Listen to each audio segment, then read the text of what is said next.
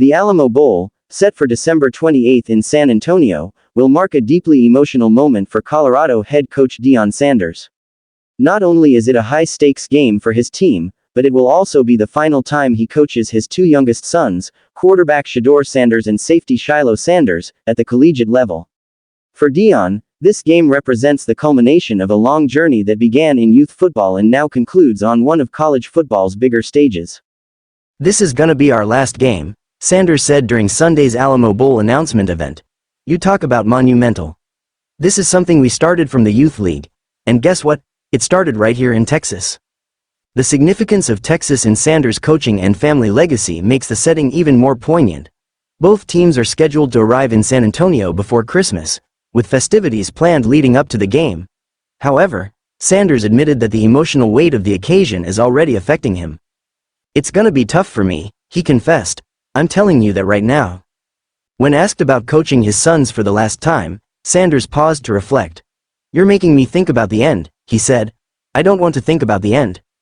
A lifetime of coaching comes full circle. Deion Sanders has been coaching his sons for much of their lives, from their earliest days in youth leagues to their standout performances in college football. Now, as Shedeur and Shilo prepare to play their final college game, the moment feels both bittersweet and historic. A recent snapshot from November 29 illustrates this journey. Deion Sanders, flanked by Shedeur, Shilo, and his older son Deion Sanders Jr., the team's social media producer, celebrated a Colorado win against Oklahoma State. It's a family bond that has been deeply interwoven with Sanders' coaching career. No opting out. Commitment to the game. While many college players with NFL aspirations often skip bowl games to avoid injury risks, Sanders made it clear that his team, including Shedeur and Shilo, will be fully committed to playing.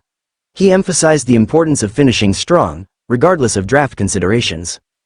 "Every last one of them are gonna play," Sanders said. "We don't tap out. We don't sit out. This is a blessing to play this wonderful game. Our kids are gonna play."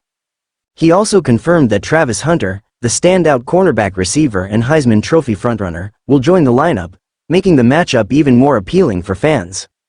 Adding a heartwarming note, Sanders shared that 100-year-old Colorado superfan Peggy Copham will attend the game, traveling by private plane, a promise he made to her earlier in the season. Chasing history. Setting records at the Alamo Dome. Known for his charisma and ambition, Sanders has set his sights on breaking attendance records for the Alamo Bowl.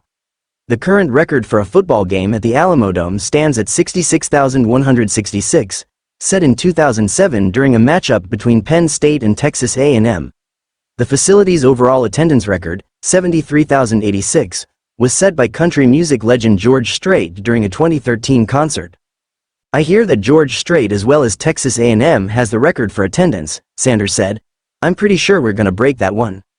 Festivities in a friendly rivalry. Both teams will immerse themselves in San Antonio's vibrant culture during the week leading up to the game. Highlights include a visit to SeaWorld on Christmas Day and plenty of local culinary indulgences. BYU head coach Kalani Sitake expressed his excitement, particularly about the city's renowned food scene.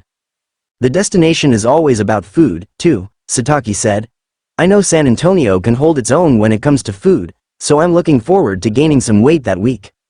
Sanders couldn't resist responding with his trademark humor. "I'm not a big eater, but I am a soul food eater," he said.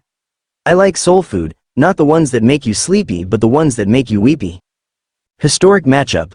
Colorado and BYU meet again. This year's Alamo Bowl will mark the first meeting between Colorado, 9-3, and BYU, 10-2, since the Freedom Bowl in 1988, where Colorado fell 20-17. Despite being separated by only 500 miles, the two programs have rarely crossed paths due to their previous affiliations with different conferences. However, with both teams now part of the Big 12, their rivalry is set to grow.